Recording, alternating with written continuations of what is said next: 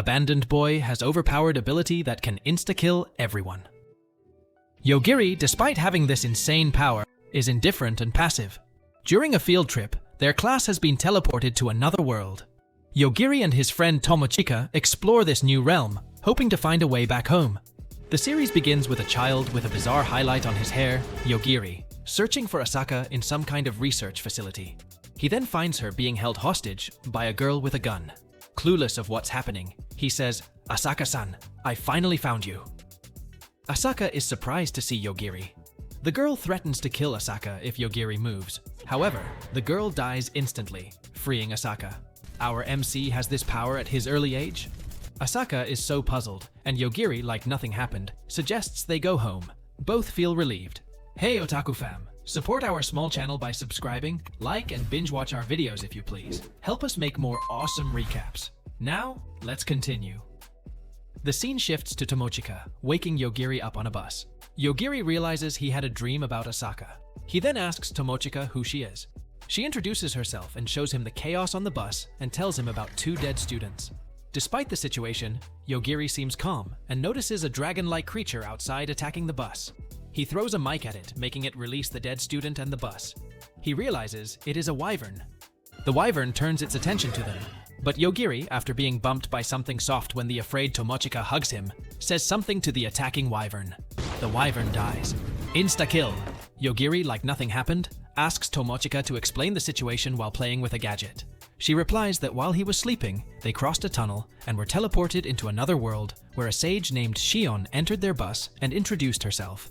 She killed their teacher for making a ruckus, and the bus driver too for not laughing at her joke. She says, "My joke bombed and it angered me, so I killed him." She has summoned them to make them sage in this world. She installs a system called Battle Song in them to give them superpowers. However, 4 students, including Yogiri and Tomochika, didn't receive powers. The students decide to leave them behind and go to the city. The wyvern attacks after. She then makes a sarcastic remark. Someone was sleeping peacefully through the whole thing though. Yogiri suggests it should be safe outside, since Shion mentioned there was only one dragon. Tomochika asks him if he did something to the dragon, but Yogiri dodges the question. They then notice a hill, a city, and a forest, thinking of their next move. Soon, 3 classmates approach them in the air. Yogiri suggests killing them, but Tomochika disagrees. However, he warns they could be hostile. Their classmates land, revealing wicked intentions toward Tomochika. They intend to turn her into a zombie and rape her.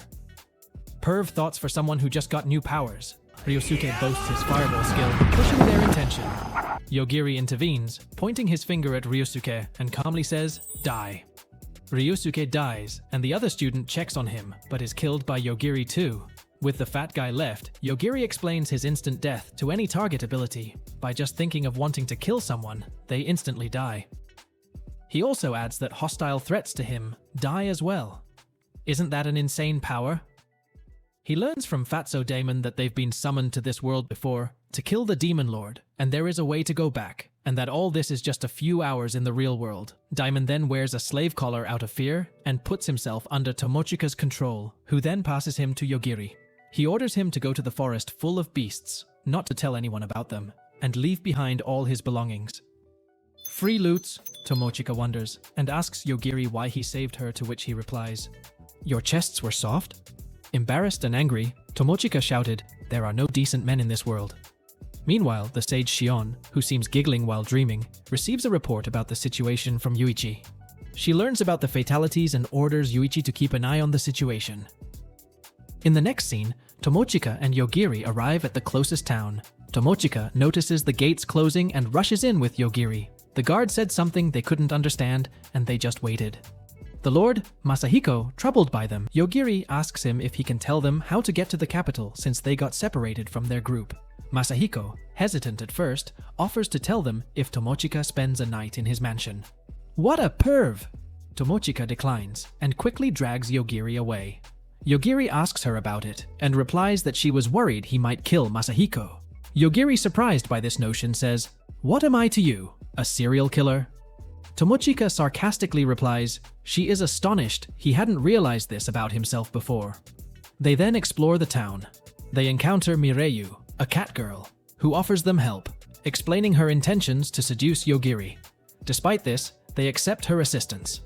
Later, Tomochika shops and acquires new clothes. Suddenly, they find themselves surrounded by hoodlums. Yogiri, unsurprised by it and Mireyu's participation, asks them what they want. The leader explains they target those without gifts, like Yogiri, for stress relief. Yogiri casually threatens to kill them, but they call it a bluff. However, when he commands them to die, they all drop dead. Yogiri even tries to kill them partially, but fails. He is even testing his abilities. Mireyu pleads and attempts to flee, but is killed as well. Town guards then arrive. Captain Edelgard questions them about the incident, and Yogiri claims they got lost and found the hoodlums already dead. Edelgard sees through the lie. Despite this, she lets them go, as Jorge says that they have no gifts. Yogiri asks Jorge for a place to stay for the night. Edelgard calls out Jorge as one of the hoodlums is still alive. Meanwhile, in the luxurious inn, Yogiri and Tomochika book separate rooms. White Tomochika is thinking in her room. A spirit resembling her sister appears. Mokomoko reveals herself as Tomochika's guardian spirit. Her role is to protect her from anything except physical attacks. She explains that she appears just now as she is afraid of Yogiri's power, as it could affect a spirit guardian like her. Tomochika is surprised, but Mokomoko urges her to inform Yogiri about her for her safety. Even a guardian spirit is afraid of our MC, huh? Mokomoko then explains she protects Tomochika from the gift to be not controlled by the sage. The next day, they meet with Celestina, the concierge, who helps them with their journey. She provides the needed items for this. They board a train to the capital. Yogiri playing on his gadget while they are discussing things. The train gets attacked as they pass through the forest, where their classmates are training. Meanwhile, in town, the guards try to interrogate the captured hoodlum, but face difficulty due to his disorientation. Lane, a vampire, examines him, but finds his blindness incurable, even inducted with her blood. Suddenly, a brave hero attacks. On the train, the duo witness a confrontation between sages and aggressors. They then discuss if Yogiri should use his power. Back in town, Ain attacked Lane but was unharmed. He reveals his disdain for the sages and initiates a powerful attack, Holy Sword Cartena, causing chaos. Back to Yogiri. He uses his powers to kill the sage being arrogant to them. Surprisingly, the aggressor approaches them showing no hostility. Back in the town, Lane survives the attack and plans to abduct Yogiri and Tomochika. Back to the duo, they learn about the aggressor's ability to return to his world, but find it impossible to bring others along. Meanwhile, the group takes a break in the forest, while the spirit gives Tomochika a weapon to use. Yogiri and Tomochika arrive at Hanabusa City, resembling Japan.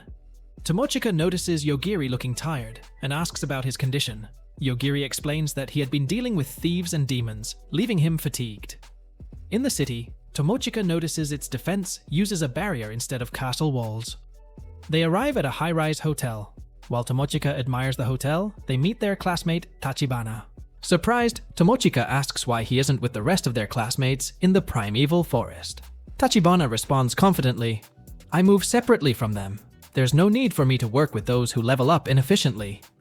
He introduces his lady bodyguards Erika, Stephanie, Chelsea, Euphemia, and Riza, who show hostility towards the duo. Tachibana, being a cocky one, openly proposes for Tomochika to become his mistress. His bodyguards show dismay. Tachibana, boasting his skill dominator, shares his strategy for leveling up efficiently, using his bodyguards to gain experience.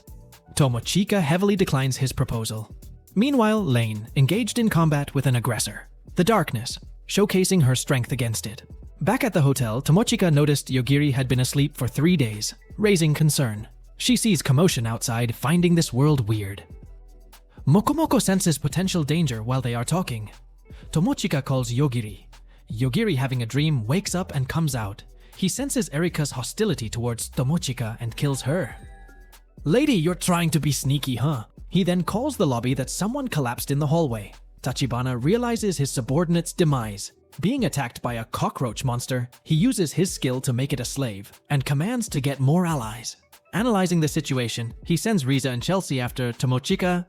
Meanwhile, Lane, still battling with the Darkness, is unable to defeat it and keeps moving forward.